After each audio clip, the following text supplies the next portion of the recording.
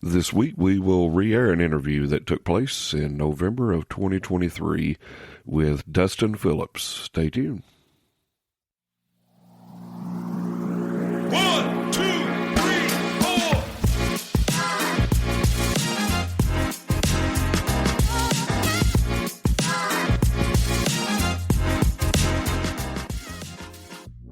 Hello and welcome to this week's episode of Exceptional Stories and the People Who Live Them.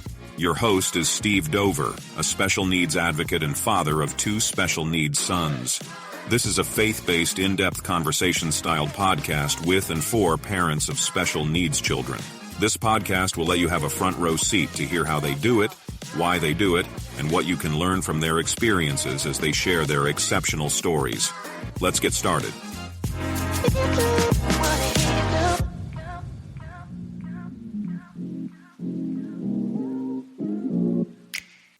Welcome back to this week's episode. As you can hear, the sinus crud has found a new home, and it's just that time of year. It happens.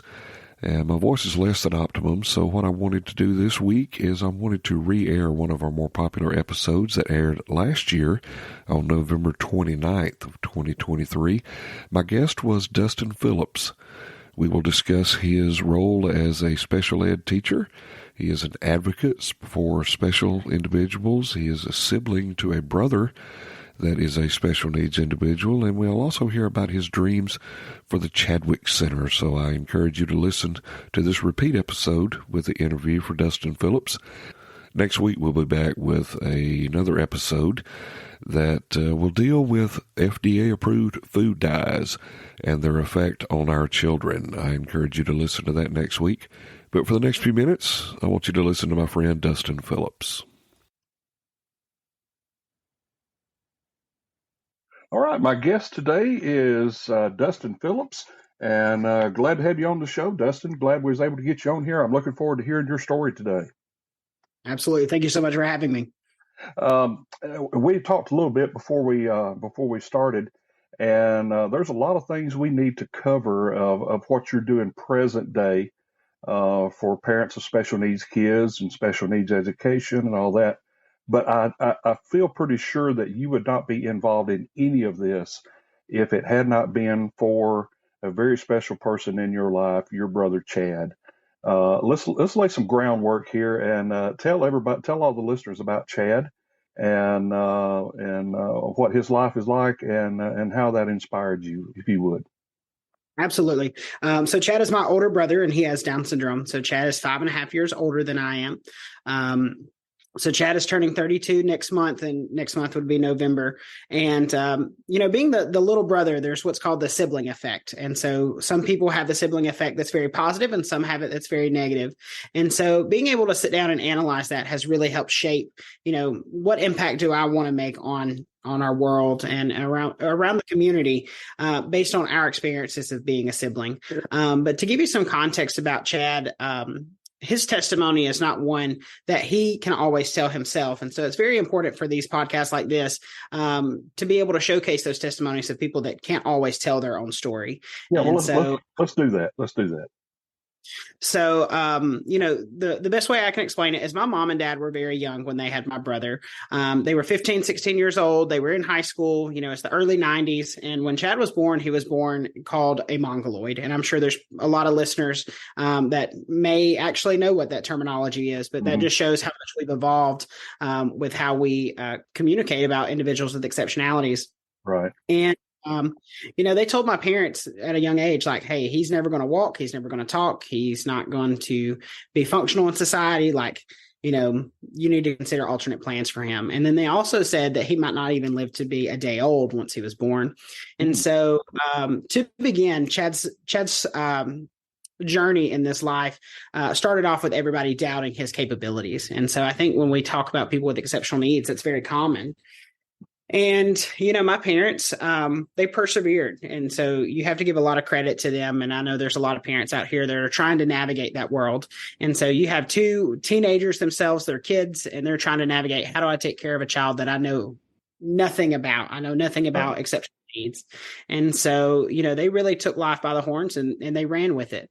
Growing up, I remember I was in kindergarten. My brother was in fourth grade. I do know that he was in public education at a local school district around here. And a member of the IEP team actually told my mom not to send Chad to school. And when my mom asked questions, it was because Chad was actually being physically abused in the classroom by a paraprofessional. A place that you find refuge in, and a place that, you send your child to be safe and to be educated, was actually a place of harm for him. Wow. And time, Chad was nonverbal. Chad stayed nonverbal until he was about in the eighth grade. So, fourth grade to eighth grade, that's a huge difference. And so Chad couldn't come home and tell us what's going on. Again, I was in kindergarten, but I still can vividly remember those days. I've seen my parents struggle through that. Going through, when I was about 12, 13 years old, we were part of a local church in the area. And, there was some things that happened in the church that, you take a step back and you think, how can church people do this to people with exceptional needs? Realize, it can happen. And so parents along the way, they've had to learn, you can't be just trusting of everybody just because they care. You gotta be able to discern people and to discern spirits and to trust your gut.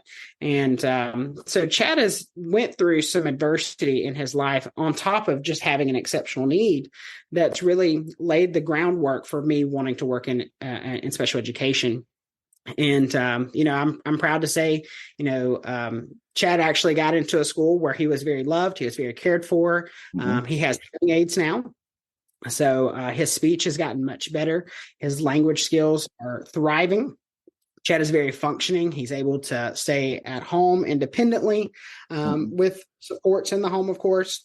Sure. But he can use his cell phone.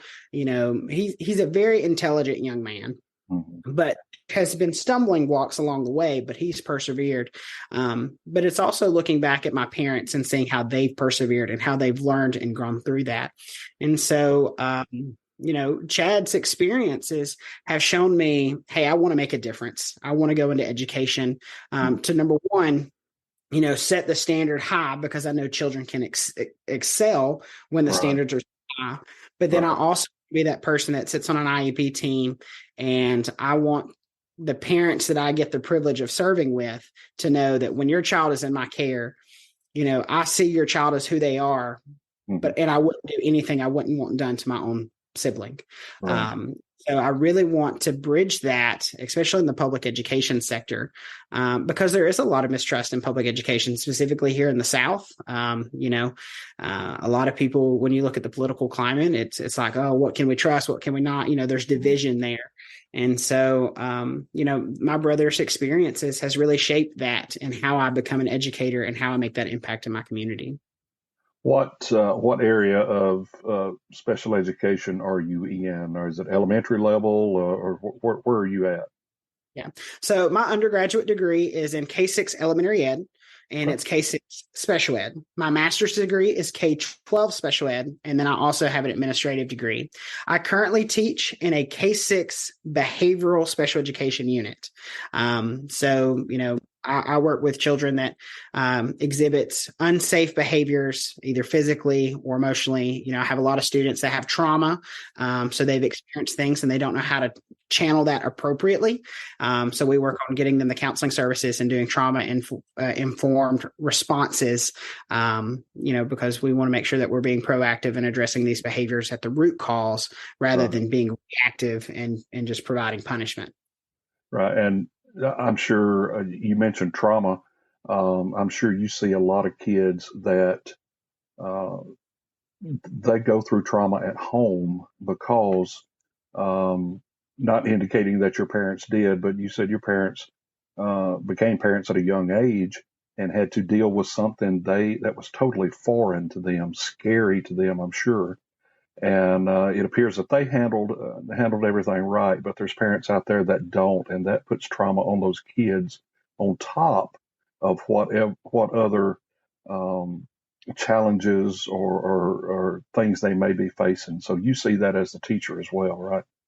Absolutely. I see it very often. I mean, just to give you a scenario, think about a mother that's a single mom and she's having to navigate how is she going to take care of her child? Who's going to watch her child, while she's working to provide ends meet? There are so many different variables that can go on in just that one scenario that we see on a daily basis, even with typical developing children, much Right. less those with exceptional needs. Right. And so trauma is not, it doesn't discriminate on the basis of exceptionality, but Mm-hmm. it seems to happen more often in children with exceptional needs Mm-hmm. because they're, a lot of people look at it as, are they a credible source, Right. or can they tell on the adult or the other individual? It may be another child that's creating some of that trauma. Right. Um, you know, you would hope that parents are making the best decision for their children. Mm-hmm. But sometimes parents are having to make a decision, do I work and make ends meet, or do I stay at home and not provide? And, Yeah. there's a lot of different factors that go into it, but we're seeing it more and more in the education system today. I had a couple of Facebook discussions with some parents today. Funny you should mention that. One of the moms, she is struggling because she is perceived as the bad parent or the tough parent because of the decisions that she's having to make because of the situation that she's in. And a lot of parents feel that way. We were the parents to two special needs kids and have one special needs grandson. And I remember what those challenges were like, and you feel like you don't have any backup. And a lot of times you have to make some tough decisions. And but it's good to know that there's folks like yourself in the school system that will support those parents because a lot of times the school system is not there to support them, and you don't see that a lot. So that's a benefit there, and I appreciate you being that support in the system. What has been so far in your career as an educator? What has been the most difficult part of working with these exceptional kids? I think if you ask any educator, they'll tell you a very similar thing. We go to work, and I say this in all my IEP meetings. I go to work every day to serve students and their families. And I think every educator that is there for the right reasons would say the same thing. The number one issue that I have seen is the bureaucracy and the politics of public education. I think that's what ties our hands the most, because a lot of times we see what students need, but there's a long drawn out process before we can get those services, because we've got to document that we've exhausted every avenue before we get them what they absolutely need. As a teacher, I'll be upfront with you. IDEA, which is the Individuals with Disabilities Education Act, is not fully funded. It has never been fully funded. And so we have a lot of things that we as advocates, and we as parents, and we as siblings, and we as teachers and administrators, like, we all want to provide better for these students with exceptional needs. But then we're balancing that politics of, okay, well, if I give in this area, where am I going to have to take from? Because that's exactly how public education is. It's a give and take system, sadly. And so, as a teacher, as a person that really wants to empower families, the number one thing always goes back to politics and funding and the bureaucracy of education. Stay with us. We'll be right back. Hey, Exceptional Stories family. We've got something very exciting to share. We want to put the spotlight on you. If you're a special needs parent or caregiver, we want to hear your questions for an upcoming Q&A episode. Send in your questions via email to exceptionalstoriespodcast@gmail.com, or leave us a 90-second voice message at speakpipe.com/exceptionalstoriespodcast. We're diving deep into the most common pain points faced by special needs parents, and your input will shape this crucial conversation. I can't wait to hear from you. Let's make this Q&A episode truly exceptional. What, on the flip side of that coin, what has been the most rewarding so far? Can you give an example of a situation where it might have seemed hopeless or something, but you were able to work through that and see results? Yeah, so I see that every day in my classroom, and when I sit down and talk with families, especially with me being a behavior unit, I'm normally receiving students that has exhibited a lot of physical behaviors. They've been aggressive towards peers or other adults, and then they're coming to me, and I'm kind of like the person that's supposed to bring change or bring, Right. progress. Okay. And so a lot of times when I receive students in my classroom, there's already been heated discussions leading up to me. There's always been maybe an attorney or a lawyer, an advocate. Maybe there's just high tensions with the IEP team in general because there's just a lot going on. It's never easy as a parent to receive news that your child is creating a disruptive learning environment. It's never easy to hear that. And so, one of the things that I always tell parents in my IEP meetings, and I refer it back to the Helen Keller experience. A lot of times when you hear the story of Helen Keller, you hear a child that's just out of control, doesn't know how to communicate, she's been enabled. And then you have the Annie Sullivan that comes in and provides, corrective discipline, provides structure, provides an opportunity and an environment where learning can happen, and then continues to build on that. And so, we wouldn't have a Helen Keller without the Annie Sullivan. And so I see that every day in my classroom because, when we hold students to higher standards and we give them the supports that they need to be able to be successful in their least restrictive environment, we can see the potential that they can have long term. And so I see that on a daily basis. But to give you another scenario, I sat in an IEP meeting the other day. And, like I said, tensions are typically high once I receive the student. Okay. And I sat down in this IEP meeting, and a child that I have, he's honestly phenomenal. That's the best word to use for him. And I always like to showcase the joy that he brings to my day when I talk to his parents, and I give daily updates. And the mother just stopped me in the middle of an IEP meeting the other day, and she said, I want you to know that when my child came, she said, I was looking forward to what he was going to gain from this experience with you. She said, I never realized what you were going to gain from your experience with him. And thank you for teaching me to look from that perspective. Because this is a partnership, and I'm there to learn from their child and from them as a family, just as much as they're there to learn from me, to support their child and their family. And so it's truly a beautiful collaboration. But collaboration happens when we create an environment where we can talk about the strengths and the weaknesses at the same time. Right. And so the beauty of my job is being able to really showcase that. And I think my sibling perspective helps in that scenario. I agree with that 100%. Your love and passion for this goes outside the classroom. You're involved in many volunteer aspects with these kids. And matter of fact, when I reached out to you, you were at a camp that you work with. The first time I reached out to you about being on the podcast. Tell us a little bit about some of the outside the classroom activities that you're involved in and how those are going. Yeah, absolutely. So the camp that you're referring to is actually Camp Courage, and that's providing a Helen Keller experience. We do it at Ivy Green, which is in Tuscumbia, Alabama, which is not too far from where I live. I live in what's called the Shoals, which is in Alabama. So I live in Florence, and Helen Keller's birthplace is there. And so what we do is we bring individuals between the ages of 9 and 12. So typically your 4th through 6th grade kiddos to Ivy Green to experience that Helen Keller experience. And then we give UNA students the opportunity to get that Annie Sullivan experience. Mm-hmm. So you have pre-service teachers that are coming to be camp counselors, and then you have children who are hard of hearing, deaf, or visually impaired that are getting the opportunity to be there. Right. And when you look at that population, typically they're less than 1%, or they might be the only one of their school.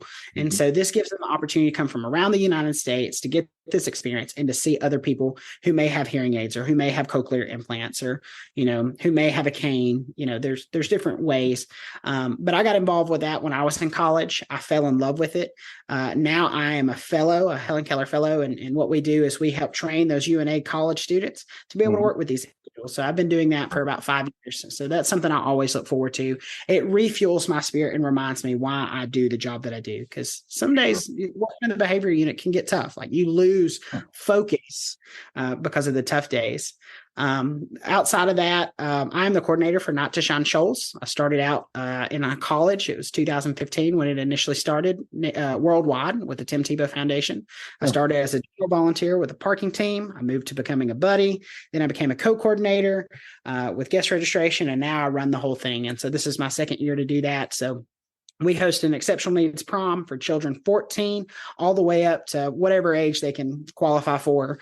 So we had last year in their 80s. And so we give them a prom-like experience. We roll out the red carpet for them, and we just really show God's love, and we embrace this community, and we want to showcase the value that they bring. But when I host these events, I always like to try to use it as an educational opportunity to show the community, how can we be more inclusive? How can you go back and take what you're learning from this event and make your experience even stronger in your churches, your organizations, your schools, your universities. I want to really focus on discipleship. This stuff isn't for me to hold on to. It's for me to teach you and give you the resources so that you can go and apply. And so that's the way I look at how we lead Not to Shine. But it is a wonderful program. I'm very proud of it. Last year, we had over 600 people in attendance, and my goal is to continue that year after year. And so here in the Shoals, this will be our 8th year to host it. Worldwide, it's year 10. And then, just the other night on Tuesday night, I was coaching my brother's ball game. We have a therapy league team. So that's where our exceptional needs, adults and children alike, they have different games on different nights. But we play adaptive baseball. So that was very fun. That's one of the things I'm involved in. I'm also involved in the Arc of the Shoals, which is a program for adults with intellectual disabilities. So, when children age out at the age of 21 from public education, where do they go next? And so one of those is the Medicaid waiver. And so I'm very closely affiliated with our local ARC. I'm actually the president of that organization. And, my brother doesn't benefit from going there. I don't know if he will ever get the opportunity to do their community day program or their residential because of how the Medicaid waiver is set up. But just because he doesn't attend doesn't mean that I can't have a seat at that table to help other families that do rely on that service. So I'm very adamant about, even if it doesn't benefit Chad, I want to make sure that I use my knowledge and the experiences that I've been trusted with to help lead other people. That's amazing. That is amazing. Let's take a quick break. And then when we come back, I want to wrap up with you telling the folks about something. All of this is close to your heart. This is your life. You've devoted your life to all this that we've talked about. But there's something that you're working on that I think will be a benefit and a blessing to the folks that are listening. I want us to talk about that when we come back. We'll be back here in just a minute with Dustin Phillips on exceptional stories and the people who live them.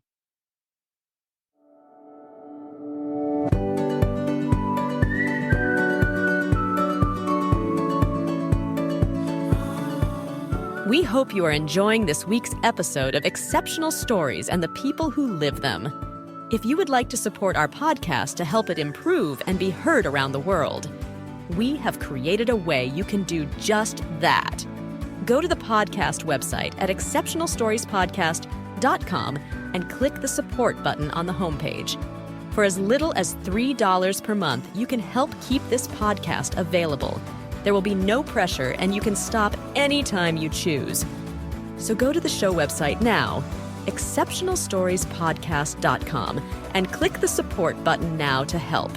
We look forward to hearing from you soon. All right, we are back for the wrap-up here on Exceptional Stories and the People Who Live Them. You've been listening to my guest, Dustin Phillips, and he is a busy young man. He was inspired at an early age by his older brother, Chad, who has Down syndrome, and that inspired him to become a special education teacher. And moving on from that, just a life devoted to helping what you refer to, and it's a term I'm going to try to train myself to start using too, exceptional needs. I like that because that's got such a positive outlook on it. But before we went to break, there's something that you're involved with, and I'm going to let you take the wheel and just tell about it, because this, I have purposely not looked into this because I wanted to hear it directly from you. But you're involved in something that was inspired by Chad as well, that I think is going to affect and impact everybody. So tell us about that and where you're at in that process. Absolutely. So I'm in the process of creating a foundation, basically, is the way I want to use it, a hub for families called the Chadwick Center. So my brother's name is Chadwick Allen. So the Chadwick Center is obviously named after him. It's something to continue to honor him and to refer back to of why we're going to do this. When I was in high school, I remember, in high school, they give you this thing like, where are you going to be in 10 years? Like that's a writing prompt you do in like your English class. And I said, my goal is to open a foundation called the Chadwick Center. That's what I want to do. I get into college. I knew I was going to do special education. My professors would do the same thing. What's your goal? And I tell them, in 5 years after teaching, I'm going to go and I'm going to open up a facility called the Chadwick Center. And then I got into teaching. And I'll be honest with you, when you get in the world of teaching, your life drastically changes. And I always had this idea, like, I'm going to open the Chadwick Center, but it felt like it was getting further and further away. And I'm on year 5 of teaching. And over the summer, I have a mentor who I love. She's amazing. Her name is Dr. Trudy Abel. She called me and she said, Dustin, it's time that you quit waiting for the right moment and you just finally build what you were destined to build. You've talked about it ever since I've known you. It's time that you actually take that leap of faith. And so on that early June morning, I made sure to talk to my mom and dad, and I said, I'm ready to start the Chadwick Center. And so that's just a few months ago, actually. And my parents are on board, and we're making the process of creating a hub. And that's the way I want to use it. It's a hub for families. It's going to evolve over time, but the way it's going to start is basically it's a blank canvas, and it's going to be a space that is truly accessible for all individuals. Because when we make things accessible for one, we actually make it accessible for all. That's the way accommodations work. Right. And so, my initial goal was to create like a day program. When I was in high school and early college, it's to create a day program. So people like my brother who aren't eligible for services under the Medicaid waiver would have a place to go. But that was very limited in scope. And so now that I've actually been through education and my experiences with the Ark of the Shoals and stuff, there's a greater need out there. And the best way to do it is to create the space where whatever it needs to be, it can morph into that. And so with the Chadwick Center, I want it to be an open floor plan. I want it to just be a place that can easily be maneuvered or manipulated to serve the community how it needs to be served in that moment. So one of the things that I want to see through it is respite nights. I want to be able to offer our community an opportunity to say, hey, I'm a mom and a dad. I haven't had a date in 32 years. Yes. And we have trained staff there that we can, offer a movie night for our exceptional community members, and then their parents can go have a date and trust it. I also want it to be a place where early intervention can happen. So that way, if you have a child birth to 3 years old that might need services, the Chadwick Center could be a space that could be reserved out to be able to provide those early intervention services. Let's say your child needs counseling services for trauma behaviors. We can have that space, and it can become a counseling session for kids, or it can be an open conversation for parents that are in the grieving process or understanding process. It's an open table discussion for them. Maybe it's just to host a thing like Night to Shine. Hey, we want to offer a Halloween ball, and we can just a night where they can come and enjoy and be included with, college students and our community members of exceptional needs. And we just host events and celebrate the value that they have. So my goal for the Chadwick Center is to create just a blank space, and whatever it needs to be, that's what it's going to become. And so we have started that process. We broke ground on it. The building is up. The electricity has been connected. The plumbing has been roughed in. Now we have to actually start making it beautiful. Because that's what this is going to become. It's going to be a beautiful staple in this community. It's going to be a place where everyone is valued. Everyone is welcome. It's a learning opportunity. It'll be an educational facility, a counseling facility. Again, it's going to be whatever we need it to be. But my goal is to get that up and running by 2024. So fall of 2024 is my goal. And I might still be in teaching in the fall of 2024, but respectfully, I hope and pray that I can be running this full time and just really providing a space for you have questions about what to do with your kid. You can go to the Chadwick Center and you can get information from early intervention to, hey, I need to get connected to know, do I need to get guardianship for my child that's about to turn 19? Or, what do I do in this scenario when they're 39 years old and I'm not able to take care of them anymore? Like, I really want it to be a hub for all families across the shoals. Right. Well, that's remarkable, and I look forward to watching the progress on that, watching it build, and I'm glad to know you've already got the building, already got the site, and that right now that's the easy part. Now you got to get to work. The hard part is coming, and I will tell you, this is something that I firmly believe in. I will be upfront with it.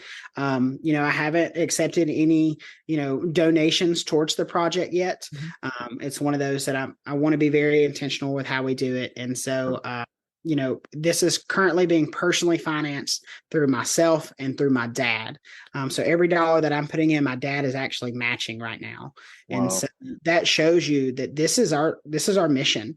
My parents are small business owners, but they've been in business since 2005. That was one of those things that they had to decide, when I open a business, like, I'm going to be home to take care of my child when he becomes an adult and isn't eligible for public education anymore. So they have that business. But, I really see this being the way that we shift our mindset to serve our community. And so my dad and my mom are so supportive of this mission. And, like I said, right now it's all personally financed. We've probably put in over 80,000 in the last couple months. It's an expensive project, but it's a project that's worth doing. And I know that the seed that we're planting right now will continue to grow. It will blossom. It will serve the community, because we're not doing this to make a profit. We're doing this to be a service. And like I said earlier, this is for me to be able to disciple other people. And I think that's exactly what the Chadwick Center is going to be. It's going to be like a ministry. Well, that's awesome.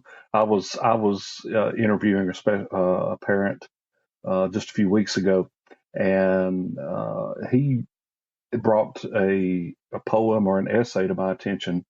Welcome to Holland. I don't know if you've heard that, but it's about this traveler that has planned exhaustively for this trip to Italy. They bought tour guides, they got the maps, they bought the clothing for it, they knew exactly what they wanted to do. And then when they got on the train, when the train stopped, the conductor came back and said, "Welcome to Holland."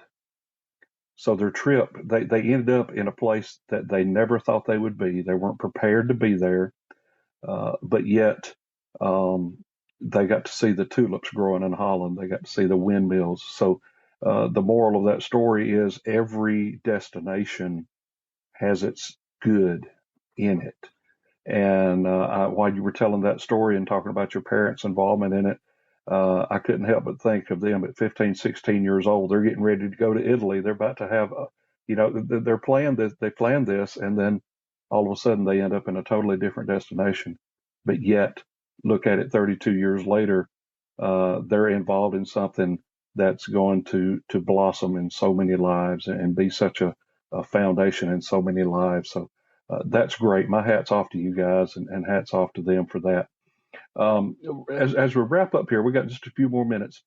I didn't send a pre-list of questions out. I kind of touched on some topics with you that I wanted to discuss because I knew our time would be limited.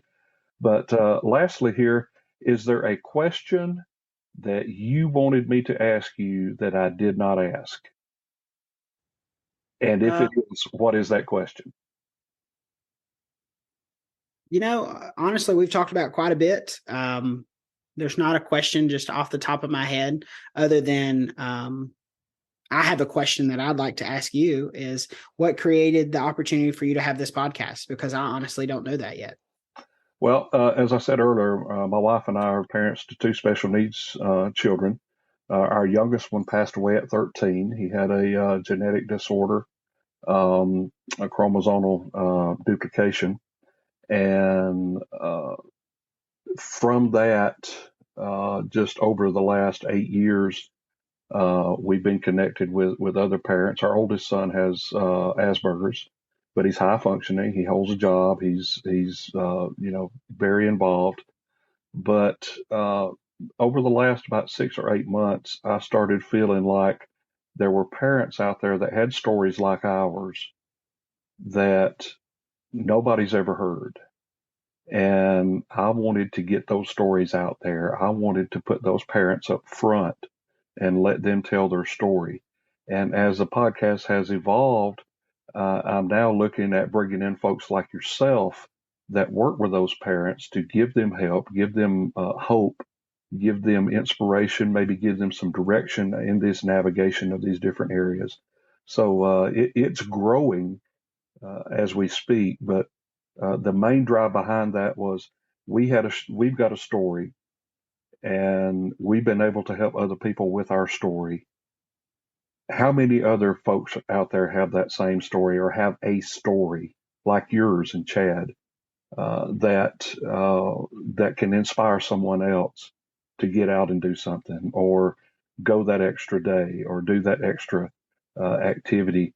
And so that's the main drive behind it. Is we had a story we wanted to tell, and if we've got a story, how many other stories are out there that need to be told? Absolutely. Yeah. Well, I appreciate you doing that, because that's how we learn. Is through our stories, through our experiences, Mhm. and that's how we learn to be better. And so, I always look at it from a different perspective. I can read something all day long, but until it's actually put in front of me and given perspective, I don't understand it and value it. It's kind of Right. like what I was saying earlier with Helen Keller. She knew the whole time when she was finger spelling into Andy Sullivan's hand, she was finger spelling doll over and over and over. She didn't understand the value of what she was doing. And so Mhm. sometimes I think we lose sight of the value of what we're doing until we hear these stories and we hear these testimonies. And Absolutely. we can make change when we give voices to everybody. That's why they have those voices, is to be able to share these types of things. Absolutely. Um, Wrapping this up here, if folks wanted to get in touch with you and find out more about what you're doing, maybe with the volunteer camps, the Night to Shine, Camp Courage, or they want to find out more about the Chadwick Center, is there a way that they can reach out to you to where you can have a discussion with them about that? Absolutely. And I would love, if there's any siblings out there that maybe have a negative or a positive experience, I'd love to collaborate with them too, because I think the sibling perspective often goes unnoticed sometimes. Yeah. Some kids do get overlooked because of the needs of their siblings. So I totally want to be a support system for those people Yeah. too. But the best way to reach out to me is through social media. If you want to know more about the Chadwick Center and keep up with the Chadwick Center, you can go to thechadwickcenter.com. That website is still in progress, so it is not fully there, but it gives you links to the Facebook page and the Instagram account, so you can see the progress in real time through photos on that. But thechadwickcenter.com is that website. And then my social media handles for X, which is formerly known as Twitter, and Instagram is at Dud Phillips. So that's @DUDPHILLIPS. And then, Facebook is the best place to get connected, and that's Dustin Phillips. And you'll know it's me because you'll see a picture of me and my brother Chad on there. Feel free to friend me or follow me there, because that's where a lot of the progress with everything that I'm involved in. I encourage people, no matter where you are, what state you're in, get plugged into your local organizations. There's so many nonprofits, even if you don't align with them 100%.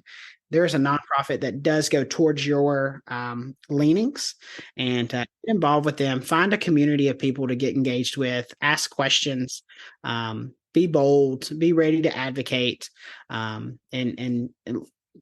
give yourself the voice that you were given. And so Absolutely. that's my number one thing. Absolutely. Well, Dustin, I appreciate you coming on. We've never met in person, but I look forward to meeting you. And I want to bring you back in the fall of 24 and get a Chadwick Center update. And hopefully we'll have video by then. We can just do a tour or something. But I'll have all of your contact information that you gave. I'll have it in the show notes so folks can reach out to you. And I applaud you for what you're doing. There's a lot of educators out there like you that have this drive and have this desire to make these kids better and make their lives better. And I appreciate you doing that. So glad to have you on here, and I look forward to talking to you again soon. I hope you're blessed. Be blessed. I appreciate it. Thank you so much. All right.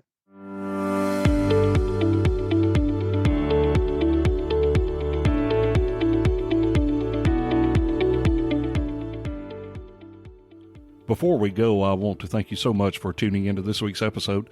If you are the parent of a special needs child and wish to share your story with us or know someone we should talk with on the show, send an email to exceptionalstoriespodcast@gmail.com. If you've been enjoying the show, we'd love to hear from you.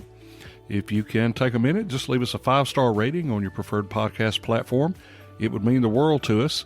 Your ratings help us reach more listeners and continue to bring the quality content that you've learned to enjoy.